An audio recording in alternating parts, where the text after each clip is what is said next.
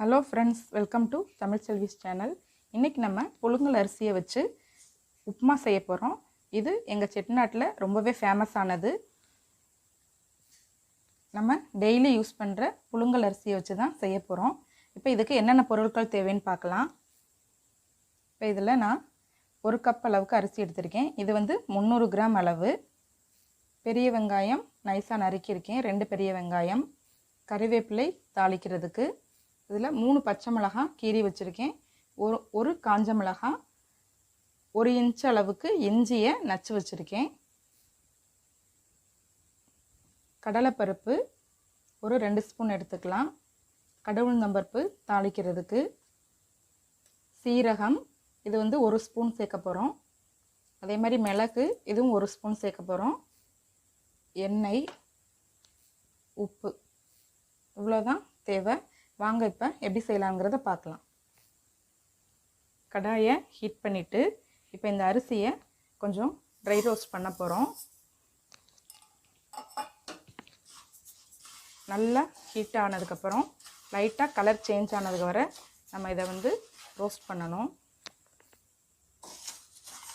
நல்லா சூடு வரணும்.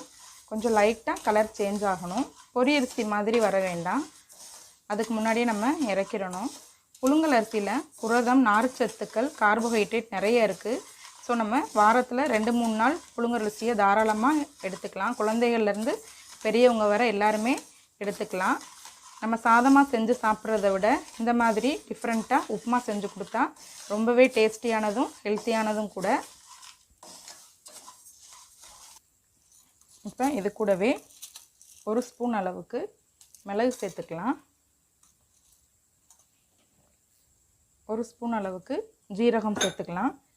இது செரிமான சக்திக்கு ரொம்பவே யூஸ் ஆகும். ப்ளஸ் நல்ல மனம் கொடுக்கும் இந்த உப்புமாக்கு. இதோடய சேர்த்து கொஞ்சம் சூடு வர்ற அளவுக்கு கிளறிக்கலாம். மிளகை போட்டு ஒரு 1 நிமிஷம் கிளறிட்டு நம்ம அடுப்பை ஆஃப் பண்ணிக்கலாம். ஆஃப் பண்ணிவிட்டு இதை நல்லா ஆற வச்சு எடுத்துக்கலாம். இப்போ அரிசியை நல்லா ஆற வச்சாச்சு. ஆற வச்சுட்டு மிக்ஸி ஜாரில் சேர்த்தாச்சு. இதை ரவை பதத்துக்கு அரைச்சி எடுத்துக்கலாம். தண்ணி எதுவும் சேர்த்துறாதீங்க. நல்ல பவுடராகவும் ஆகக்கூடாது, அரிசியாகவும் இருக்கக்கூடாது. நம்ம ரவை பதத்துக்கு எடுத்துக்கலாம் அரைச்சி. பாருங்கள், ஒரு 2 சுற்றுலே இந்த மாதிரி ரவை பதத்துக்கு குருணையாக வந்துடும். இதில் நம்ம எடுத்துக்கலாம். இப்போ கடாய் ஹீட் ஆயிடுச்சு. எண்ணெய் கொஞ்சம் தாராளமே ஊற்றிக்கலாம். அப்போ தான் கொஞ்சம் டேஸ்ட் நல்லாயிருக்கும். நான் நல்லெண்ணெய் சேர்க்குறேன். நீங்கள் உங்களுக்கு எந்த எண்ணெய் விருப்பமோ சேர்த்துக்குங்க. தேங்காய் எண்ணெயில் கூட செய்யலாம், டேஸ்ட் ரொம்பவே நல்லாயிருக்கும். இப்போ எண்ணெய் காயட்டும். இப்போ 1 ஸ்பூன் அளவுக்கு கடவுளுந்தம்பருப்பு போட்டாச்சு.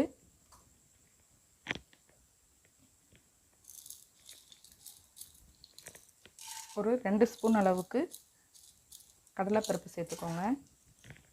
இது நல்லா பொரியட்டும். இப்போ பச்சை மிளகாய், காஞ்ச மிளகாய், இஞ்சி அது 3யுமே சேர்த்துக்கலாம்.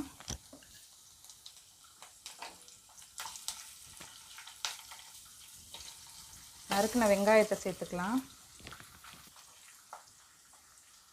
இப்போ கருவேப்பிலை சேர்த்துக்கலாம். வெங்காயம் நல்லா வதக்கிக்கலாம். கொஞ்சம் கலர் மாறுற அளவுக்கு வதக்கிக்கலாம்.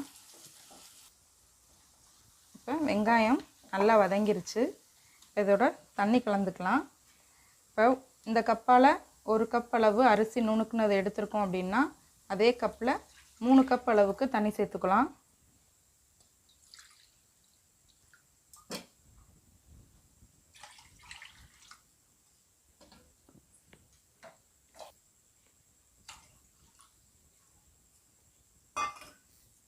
இப்போ உப்புமாக்கு தேவையான அளவு உப்பு சேர்த்துக்கலாம்.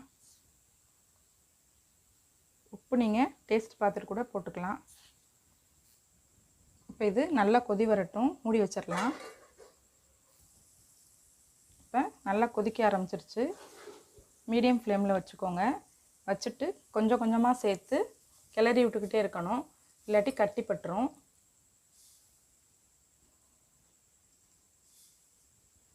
எந்த உப்புமாவாக இருந்தாலும் நீங்கள் இந்த மாதிரி போடும்போது அப்பப்போ அப்படியே கிளறி விட்டிங்கன்னா உங்களுக்கு கட்டி தட்டாமல் இருக்கும். இப்போ நம்ம எல்லா அரிசியையும் சேர்த்தாச்சு. சேர்த்துட்டு மீடியம் ஃப்ளேமில் வச்சு ஒரு 5 நிமிஷம் மூடி போட்டு வேக விடலாம். 5 நிமிஷத்தில் நல்லா அந்த மாதிரி வெந்து வந்துருச்சு. இன்னுமே நல்லா வேகணும். இந்த ஸ்டேஜில் நீங்கள் உப்பு பார்த்துட்டு பத்தாட்டி சேர்த்துக்கலாம். நல்லா கிளறி விடுங்க. சிம்லேயே வச்சு செய்யுங்க.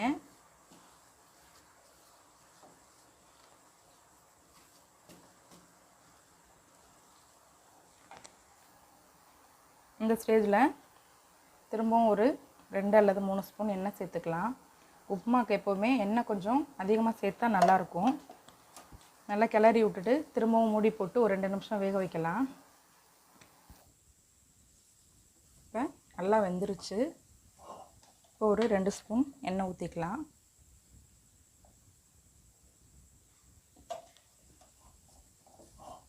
சேர்த்து கிளறி விட்டுக்கலாம். நம்மளுடைய செட்டிநாடு ஸ்டைல் அரிசி உப்புமா ரெடி ஆயிடுச்சு. ரொம்பவே டேஸ்டியாக இருக்கும். இப்போ இந்த ஸ்டேஜில் அடுப்பை ஆஃப் பண்ணிக்கலாம். நம்மளுடைய செட்டிநாடு ஸ்டைல் அரிசி உப்புமா ரெடி ஆயிடுச்சு. இதை ஒரு முறை நீங்களும் செய்து பாருங்கள். இந்த உப்புமா இறக்கும்போது நீங்கள் தேங்காய் விருப்பப்பட்டால் துருவி அது கூடயும் சேர்த்துக்கலாம். இதில் மிளகு சீரகம் சேர்க்குறனால ரொம்ப மணமாகவும் வாசனையாகவும் உடம்புக்கு சத்து தரக்கூடிய ஒரு உணவுப் பொருளாகவும் இருக்குது. நீங்கள் ஒரு தடவை ட்ரை பண்ணி பாருங்கள். டேஸ்ட் ரொம்பவே வித்தியாசமாக இருக்கும். இன்றைக்குள்ள டிப்ஸ் என்ன அப்படின்னா, நம்ம அரிசியெலாம் வாங்கி நிறைய ஸ்டோர் பண்ணுவோம். குழந்தைகள்லாம் ஒரு வேளை கை வச்சிச்சு கை வச்சிருச்சு அப்படின்னா வண்டு புழு பூச்சிகள்லாம் வர ஆரம்பிக்கும். அந்த மாதிரி இல்லாமல் இருக்கணும் அப்படின்னா நமக்கு பிரிஞ்சி இலைகளை உள்ளே ஒரு 4-5 சேர்த்து வச்சோம் அப்படின்னா அதில் அரிசிகளில் வண்டுகள் வராது. ஒரு முறை நீங்கள் ட்ரை பண்ணி பாருங்கள். இந்த டிப்ஸ் ரொம்ப யூஸ்ஃபுல்லாக இருக்கும் உங்களுக்கு. இந்த வீடியோ பிடிச்சிருச்சுன்னா லைக் பண்ணுங்கள், ஷேர் பண்ணுங்கள், மறக்காமல் சப்ஸ்கிரைப் பண்ணுங்கள். தேங்க்ஸ் ஃபார் வாட்சிங்.